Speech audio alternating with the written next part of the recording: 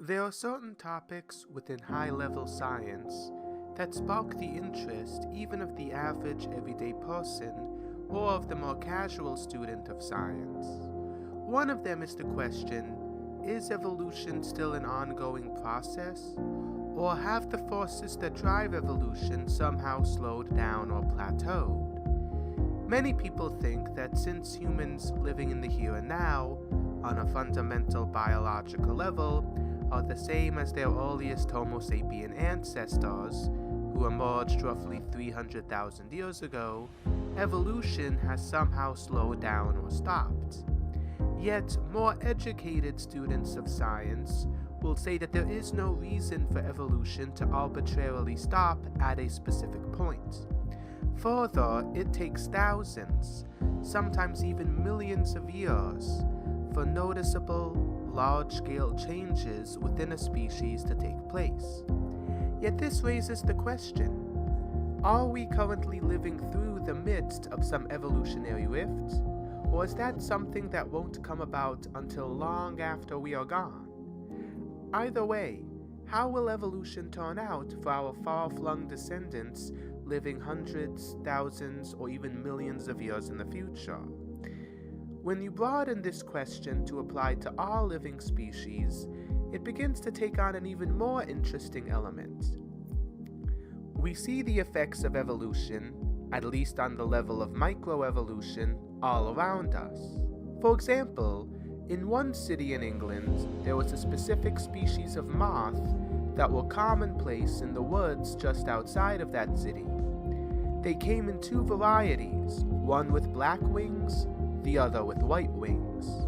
Both were relatively widespread until the start of the Industrial Revolution. Smoke, smog, and debris from the local factories caused enough pollution to cause the leaves on the trees to darken their color. It thus became easier for darker colored moths to blend into their surroundings and avoid predators, thus leading to an increase in the population of darker colored moths and a decrease in the population of lighter colored moths. Yet, in the past few decades, with increased environmental regulations, there was less pollution produced by local factories, which caused the trees in the forest to regain their original lighter color. This thus caused the moths with lighter colored wings to once again be able to blend into their surroundings and avoid predators, which caused their population to increase. As the environment changes, only those creatures with the capacity to survive, or who can adapt to their surroundings and evolve these capacities, will survive. Those that don't eventually die out. This is something that most people think of when they think of some primitive, dinosaur-like species that lived tens of hundreds or millions of years ago. Yet this is something that we saw unfold right in front of our faces, granted on a much smaller level, over the course of the past a little over a century. Yet there are far more interesting or exciting examples of this. Some have suggested that lesser apes have recently entered into or are on the precipice of entering a Stone Age. Many scientists have found that apes have developed the brain capacity to use small stone-like tools. Capuchin monkeys in the Serra de Capivara National Park in eastern Brazil have been shown to use stones to help crack nuts or to break up food, and that this ability is something that this particular species of monkeys has had for roughly 3,000 years. Archaeologists have found variations in the tools made by capuchins, showing that they were capable of adapting to their surroundings. Chimpanzees in certain parts of West Africa have also been shown to have the ability to make tools to help obtain food, sometimes creating tools as complex as spears to hunt with, and that they've had this ability for roughly 4,000 years.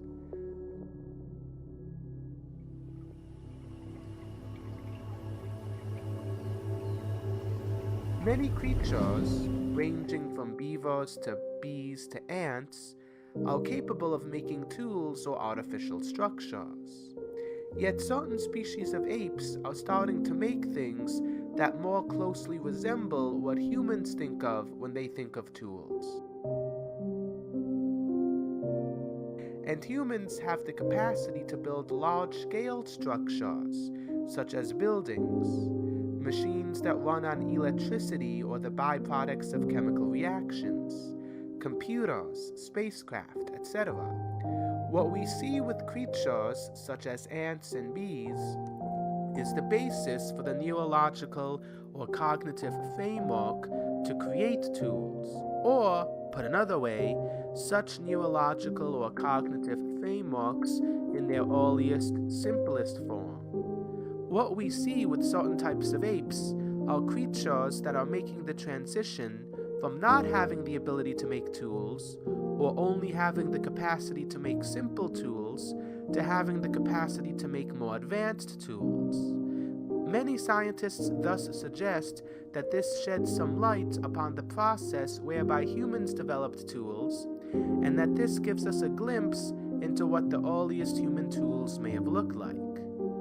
But seeing non-human creatures develop the capacity to make tools should shed some light on the human tendency towards tool making, something that is often taken for granted.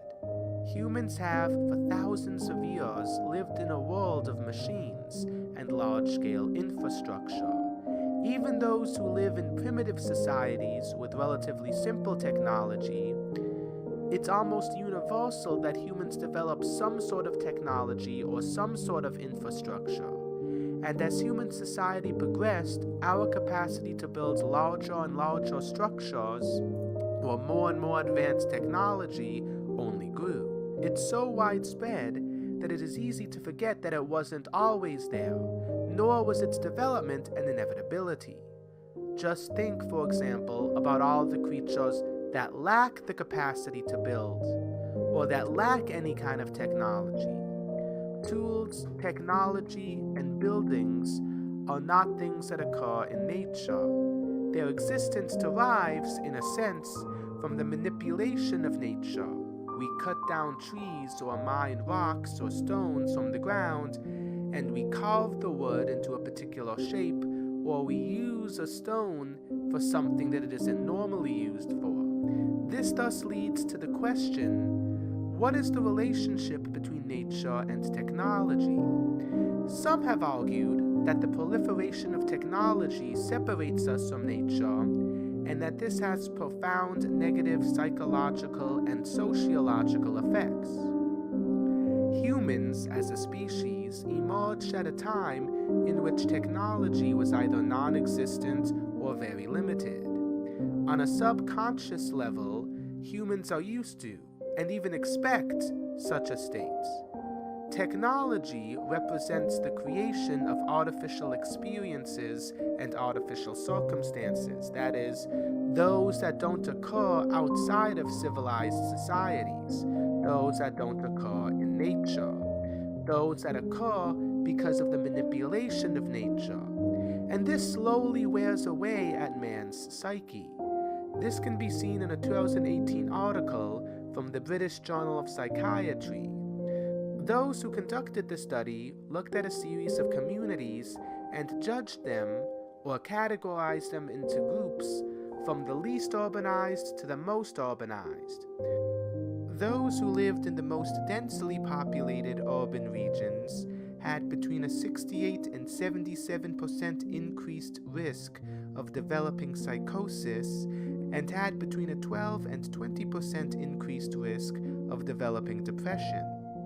High rates of depression and psychosis were found among both men and women. The possible explanations for this vary from one school of thought or researcher to another.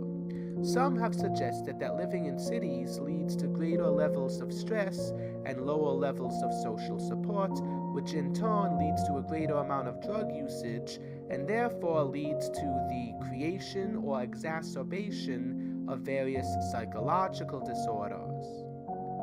Others have suggested that places with larger populations, such as cities, have greater amounts of segregation and poverty. Still, others have suggested that it is because humans originally lived in tribes of no more than a few dozen or a few hundred people.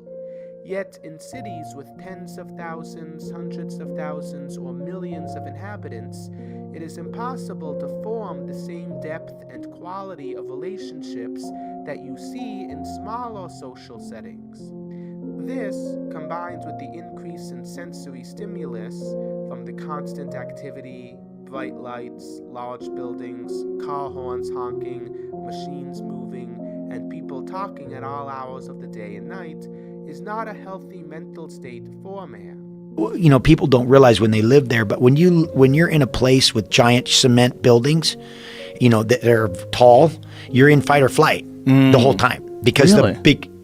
because you're threatened by these big masses that could fall over and hit you. Absolutely. Right. And you're living in that, and then the noise and all the people. Because I grew up sitting in the back of the class, right? I go to a restaurant, I find a chair against the wall. Like I go look for a chair and go, where's, I'll sit in the corner. I want to see what's coming. I like to see what's coming. So, and you go to New York and you're bombarded from every single angle. Right. And so you're in fight or flight. You're constantly on guard to, you don't know what's gonna, I'll take my chances in the ocean.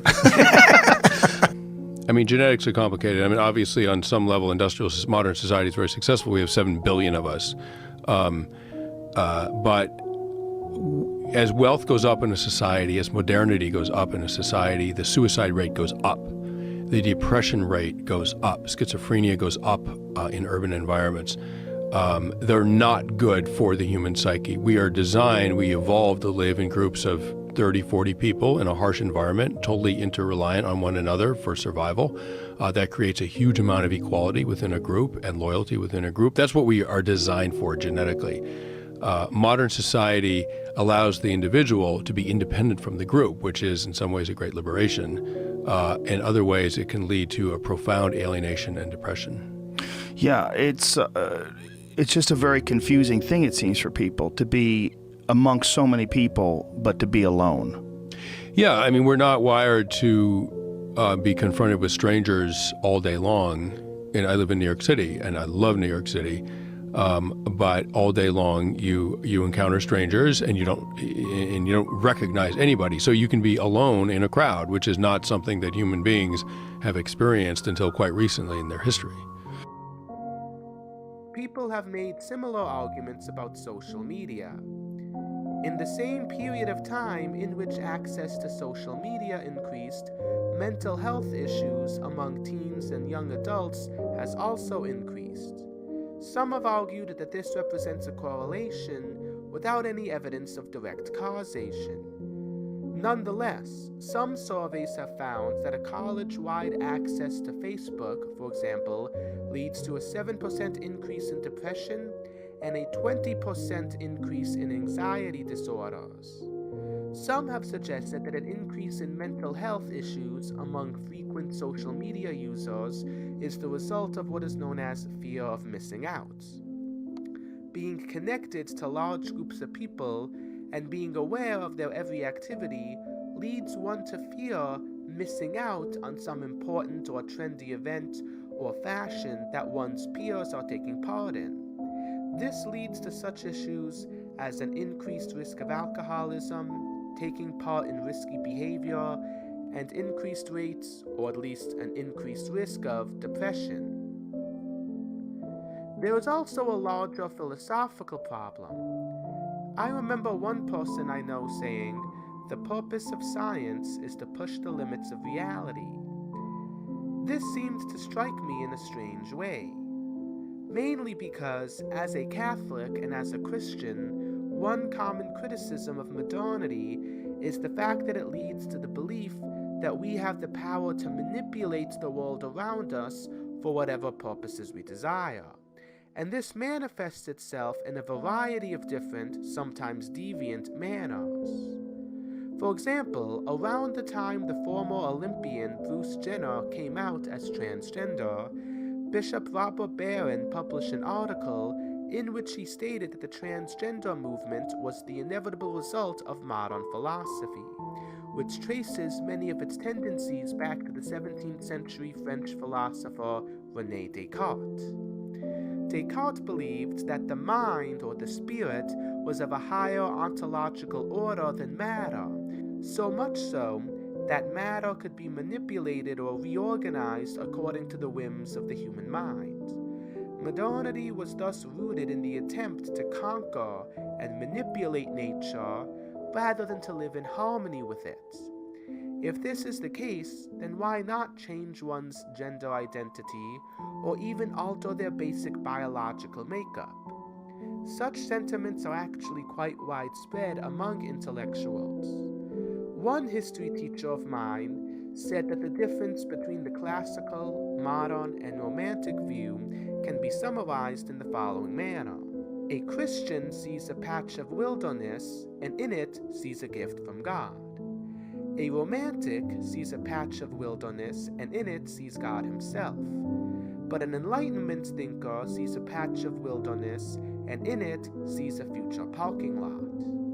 Now, this mindset in its more extreme form can be seen in such socio-political or socio-economic systems as anarcho-primitivism, which basically states that the majority of our social and moral ills are the result of technology, and what we need to do is get rid of most types of technology and return to living a very physically and technologically simplistic life. Others take a different or more nuanced approach. The Catholic philosopher Edward Feser writes on his blog that, in accordance with the Aristotelian Thomistic view, there are a few different senses of the word natural. In Book 2 of his work Physics, Aristotle makes a distinction between art and nature. Nature, for Aristotle, doesn't mean occurring in the wilderness.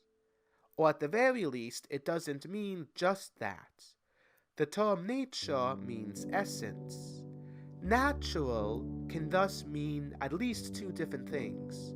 Firstly, it can mean pertaining to the nature or essence of a thing, that which makes a thing what it is. For example, what makes a human, or what makes a computer a computer. Closely related to the concept of nature is the concept of form, which refers to the order or structure of a thing's being. Yet another definition of the term natural is physical. So there is some sense in which the term natural can mean occurring in the wild, not artificial. Now, Aristotle believes that there are two types of forms, substantial forms and accidental forms. Substantial forms are the product of one's nature or essence. The substantial form is the order or structure of your being that you have as a result of being a specific type of thing. What is the order or structure of a thing's being that we'd expect it to have if it's a human, or a giraffe, or a house, or a computer? Substantial form, resulting from the fact that something is a specific type of thing, has a certain set of inherent qualities that result from it being ordered towards a specific set of ends. On the other hand, there are accidental forms, which refers to the form that a thing takes on as a result of some sort of outside interference. The example used by Feser is that of a vine. What a vine is like when it's left to its own devices is its substantial form. Yet the form that it takes on when it's used to make a hammock is its accidental form. Now nature, however you interpret the term nature, is the realm of substantial forms, whereas art refers to how substantial forms are built upon, made use of, or manipulated to form some new accidental form. Feser, in the same blog post, recalls how he attended an academic conference on the theological implications of technology, Many present noted that technology was, in and of itself, morally neutral, as it could be used for either good or evil, depending on the circumstances.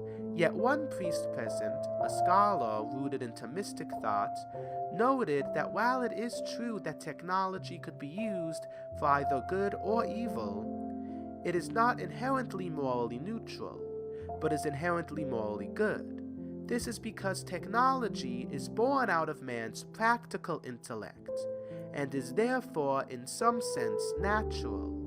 For Aquinas, there's a distinction between practical reason and speculative reason. Speculative reason refers to that part of the intellect that allows us to abstract, to understand concepts, universals, or non-physical realities.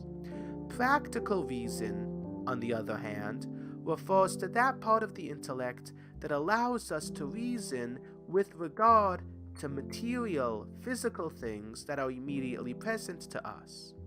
Practical reason is what allows us to come up with the idea of something that we would like to make, and to work towards the end of bringing about what we want to create. It is a part of man's nature to have reason, and therefore to build. The act of building or modifying is something that comes forth from or results from human nature. Thus, the products of human building are not natural in the sense that they represent us imposing an accidental form onto the outside world, and thus are not things that occur in nature. Yet they are natural in the sense that they are the products of something, namely reason, that is a part of the structure or nature of the human person, and in fact is one of the defining features of human nature or the human essence. Nature and art represent a dichotomy in the sense that art results from building on or adding to substantial forms that are already there prior to any human action. Yet there is no dichotomy in the sense that both art and the substantial forms of things are, albeit in different senses, natural. Thus, when talking about nature in the common sense of the term, that is, those things that are not artificial or man-made, Fazer makes a distinction between those human inventions which elevate or add to nature, those that correct defects which occur in nature, and those that, on the other hand, mutilate nature. That final point, I believe, is at the core of what all people who discuss the relationship between humans, technology, society, and nature are trying to say, whether they are supporters of rapid technological advancement or whether or not they are critics of technology and its social influence. At the very least, this is the view of people who take a more responsible approach. Technology is natural in the sense that it is an inevitable product of humans as rational beings.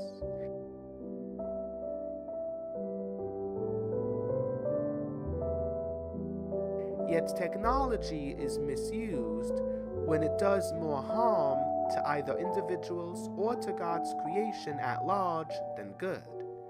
And this is what happens when we allow technological advancement to get away from us.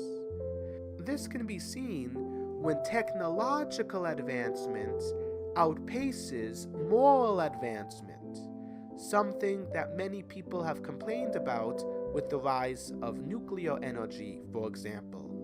This is what happens when humans spend disproportionate amounts of time on social media, for example. We get so enthralled by technology or the sense of power or efficiency that it gives us that we become absorbed by it, not thinking or giving very little thought to whether or not we are using it properly. It then ends up controlling us. This is the perennial issue, for example, with artificial intelligence. In a 2015 letter written by Stuart Russell, a British computer scientist and professor at UC Berkeley, which was signed by a series of famous scientists, researchers, social critics, and entrepreneurs, it was stated that the capacity of AI to determine for itself how to accomplish the goals it set out to do, quote, could become problematic, however, if we wish to repurpose the system, to deactivate it, or to significantly alter its decision-making process. Such a system would rationally avoid these changes, unquote. The moral obligation of AI research is to discover, quote, theoretical frameworks to understand the space of potential systems that avoid undesirable behaviors, unquote. In a similar article written by Stewart on autonomous weapons, published in The Berkeley Engineer, he concluded by saying that there should be a, quote, ban on autonomous weapons beyond meaningful human control, unquote. In a word, we are called to prevent our technological servants from becoming our dictatorial masters.